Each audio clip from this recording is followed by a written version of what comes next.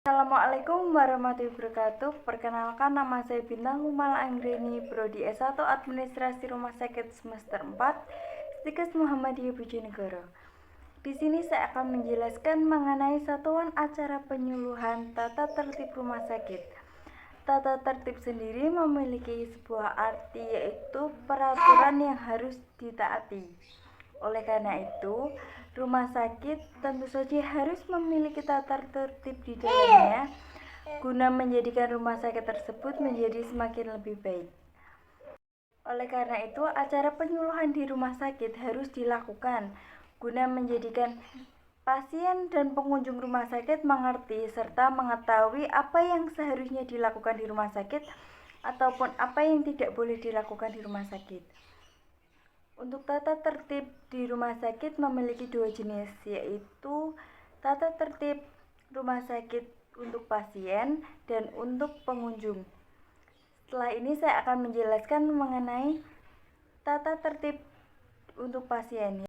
Untuk yang pertama, di sini saya akan memaparkan tata tertib di rumah sakit untuk pasien, yaitu yang pertama, pasien atau keluarga menandatangani surat pernyataan masuk rumah sakit atau opnam setelah mendapatkan penjelasan dari petugas. Yang kedua, pasien dirawat di ruang rawat inap sesuai dengan indikasi kasus dan kelas dirawat di ruang observasi, ditunggu di ruang perawatan yang diminta pasien dan keluarga. Yang ketiga, pasien atau keluarga pasien bersedia menaati peraturan yang telah ditetapkan di rumah sakit. Keempat, pasien tidak diperkenankan membawa senjata tajam dan peralatan berlebihan dari rumah sakit. Selama dalam perawatan, pasien hanya boleh ditunggui satu orang keluarga dan dirawat secara bergantian kecuali dalam keadaan khusus. Yang keenam, pasien yang tidak dirawat di ruang observasi tidak boleh ditunggui dan dibesuk oleh keluarga atau hanya boleh dilihat dari jendela kecuali dalam keadaan khusus. Yang ketujuh, pasien tidak diperkenankan memakai perhiasan dan tidak boleh menyimpan uang berlebihan selama perawatan. 8. Pasien dan keluarga dilarang merokok di dalam ruangan perawatan dan di lingkungan rumah sakit. 9. Pasien atau keluarga pasien atau klien yang menghendaki konsultasi diberi waktu. Yang pertama, pagi pukul 8 sampai dengan 11. Yang kedua, sore pukul 3 sampai dengan 6 sore. Untuk tata tertib yang kedua, di sini saya akan menjelaskan atau memaparkan tata tertib rumah sakit untuk pengunjung. Yang pertama, jam berkunjung. Pagi pukul 11 sampai dengan jam 1 siang. Untuk sore jam 5 sampai dengan jam 7 malam. 2. Setelah jam berkunjung habis, semua keluarga pasien atau pengunjung segera meninggalkan ruangan. 3.